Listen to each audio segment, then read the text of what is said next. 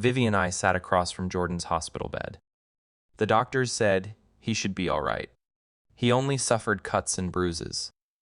The killer hadn't hit him in the back of the head like the other victims. They'd used chloroform. They were learning. They didn't want Jordan to die from a hit that was meant to render them unconscious, like what happened to Dylan and the Exorcist victim. I had gotten a call from the asshole ME and he confirmed it. Another brain hemorrhage. In that girl's case, I was glad she was dead before the killer got to work, undressing her and dressing her in what they'd brought, posing her like a cheap haunted house prop. The last thing I remember was unlocking my front door, Jordan said. Then I woke up in that bathroom. With Paul? I asked. Paul and the man. Vivi and I shared a look. What man? I asked. A man wearing a black hood, Jordan said. He was still groggy. The doctors had given him something for the shock. A pig. A pig mask, Vivi said. Jigsaw's helpers wear them in the movies. They kidnap people. I rolled my eyes. I hate horror movies. Don't blame the movies, Vivi said. Blame the crazy guy who's bringing them to life. I leaned into Jordan's bed.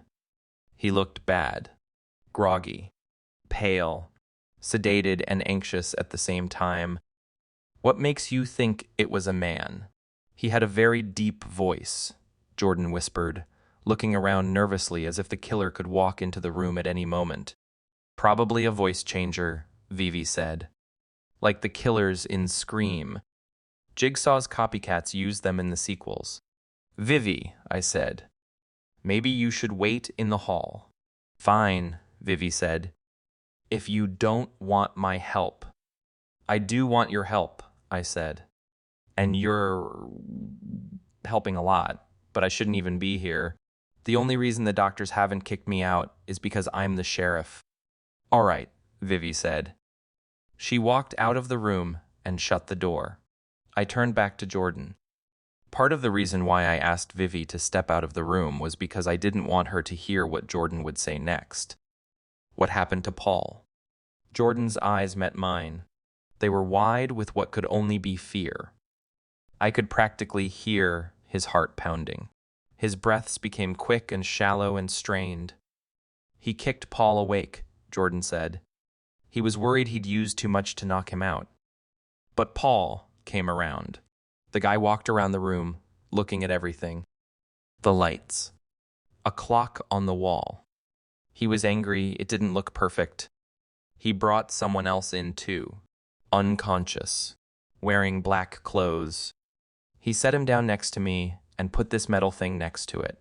He'd painted it to look like something you put on the toilet. Suddenly, I wanted Vivi in the room after all. This was becoming very confusing very quickly. There had been no unconscious guy in the bathroom, only Jordan and Paul. Was there something like that in the movie? He wanted me to smash his head with the thing, Jordan said. He told me it was meant to be the lid of the toilet tank, but that he tried smashing something with one and it broke too easily. It had to be like in the movie, he said. I had to kill the unconscious man with it by smashing, but he said not yet. He said that, in the movie, the doctor cut his foot off and dragged himself to the other side of the room. So he walked over to Paul and he handed him a saw. Jordan kept going. His voice was a whisper again. Every time he took one of his shallow breaths, his whole body shook. It's all right, Jordan, I said, reaching out to grab him by the shoulders. You don't have to tell me this now. Just rest. Just try to calm down. But Jordan ignored me. He kept talking, as if I hadn't said anything at all. He had a gun. He pointed it at Paul and told him to cut his foot off at the ankle. Paul was really calm. I don't know how. Paul told the man that, if he did what he wanted, he'd bleed to death very quickly. In 1 or 2 minutes, he said. The man didn't care. He told Paul he'd live if he did what he asked. All he had to do was crawl to me, then crawl outside, and the man would cauterize his wound and he'd live. Jordan took a deep breath. I was glad that he paused, and glad that he was breathing a little more regularly now. Paul said no. He tried to tackle the man. He almost got his gun. Almost. The man got very angry. He took a blackjack out of his robe. I shuddered. If you don't know what a blackjack is, they're retractable metal batons with a very hard tip. You can kill someone with them very easily, depending on where you hit them. They're illegal in our state. He hit Paul. Paul went limp. Then the man tied a blue shirt around Paul's ankle. I know what he did next, I said. You don't have to tell me. Jordan nodded. There was a lot of blood. A lot. That worried him. He tried to stop it by pulling the shirt tighter, but it didn't work.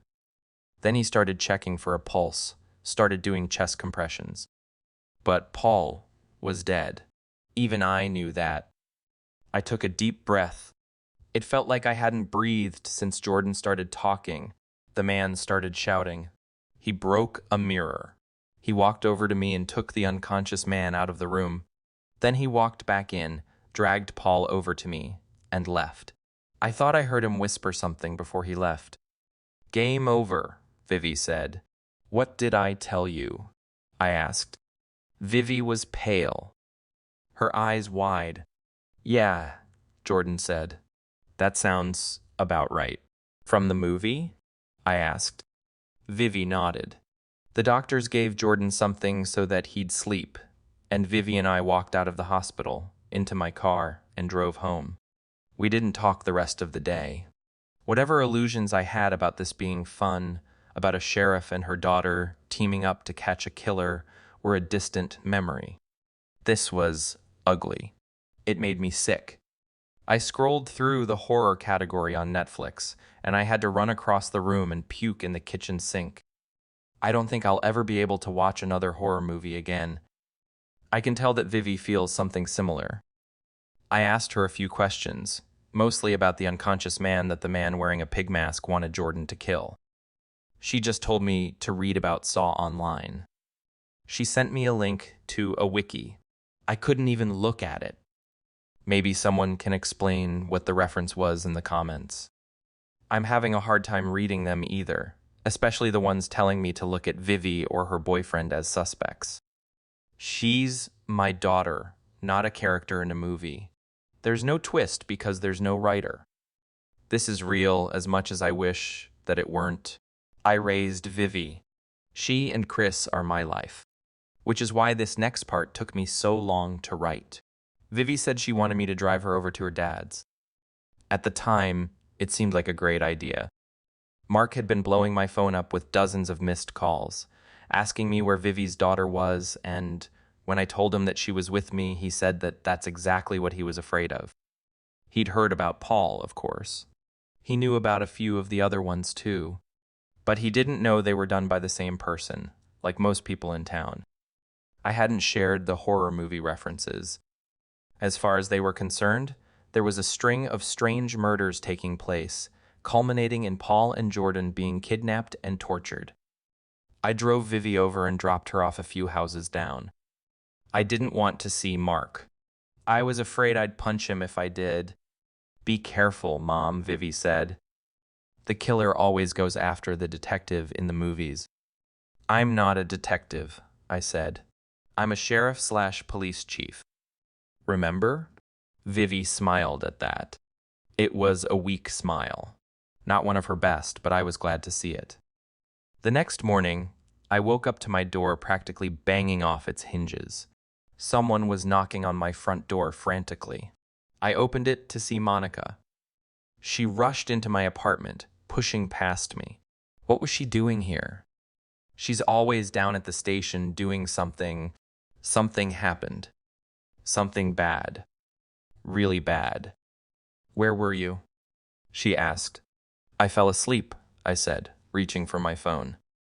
I'd left it on the couch, under a cushion. The screen lit up with about 1 million calls from Mark, Monica, and practically everyone else in town. Don't say it, I said. Monica covered her mouth. Her hands were shaking. Her eyes were full of tears. She said the very thing I was dreading. I thought that because I knew it was coming, the words wouldn't be that bad. I was wrong. The fact that I'd guessed them, that I'd imagined Monica saying them in my worst nightmares, just made it all 10 times worse. 100 times. 1,000,000 times. It's Vivi, Monica said.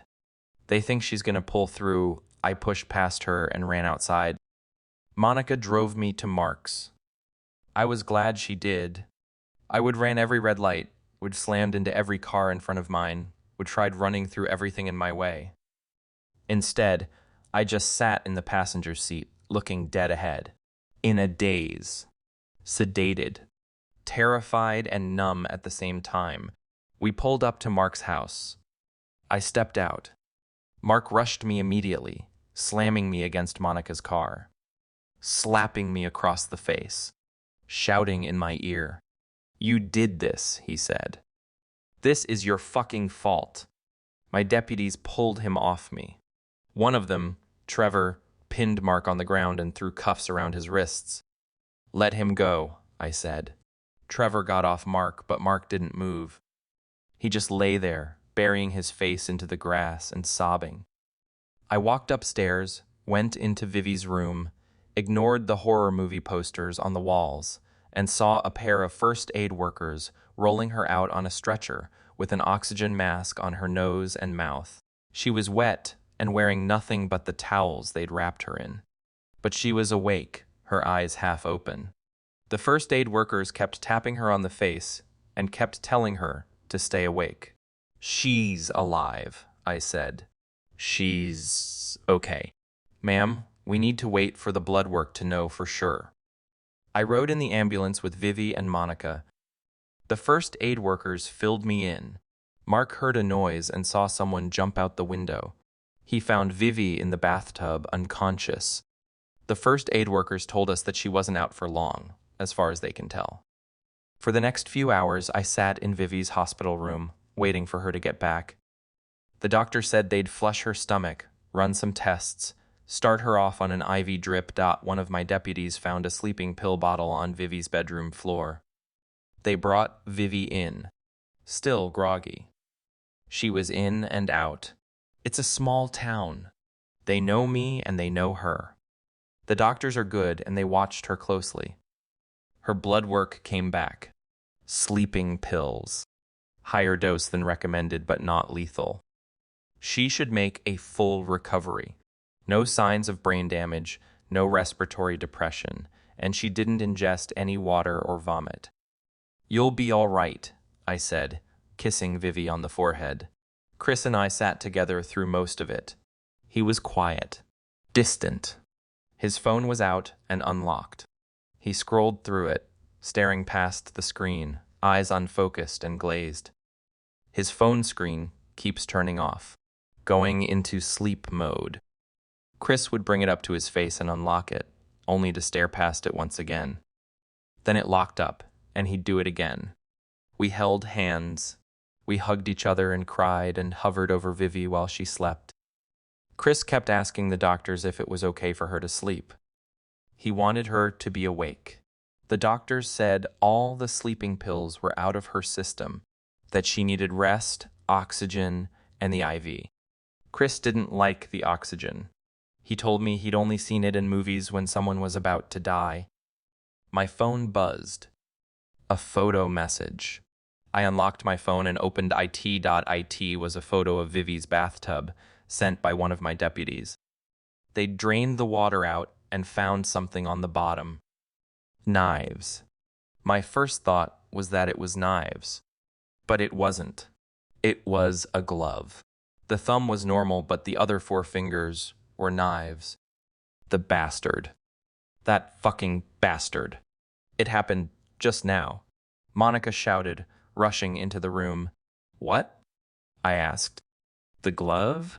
What glove? Monica asks. No, it's Jake Marino, my daughter's boyfriend. I stood up so fast my head swam. He did this? No. I don't know. I don't think so. His parents were out, but a neighbor saw a man running out of the driveway. He called us, and a deputy went in. What? They said he was killed in bed. Stay with Vivi, I told Monica. I walked out of my daughter's hospital room. I don't even remember driving there. I only remember walking into Jake Marino's room and seeing the blood. I'd never seen so much blood before. It was all over the bed, on the floor, on the walls. There was a lot of it on the ceiling, too. There was a hole in the bed. Deputies and the asshole medical examiner were standing around it looking like they were going to be sick. "We didn't know if we should wait for you," one of them said. I shone my flashlight into the hole. Jake Marino was inside. I don't know horror movies, not even famous ones. I'll need your help for this one, Reddit. Tell me what movies he referenced. It has to be 2, right? Maybe if we find out, we can solve this somehow, but without Vivi's help, I'm lost. I'm tired. And I just want this to be done. Thank you all. I'll post again tomorrow if I can.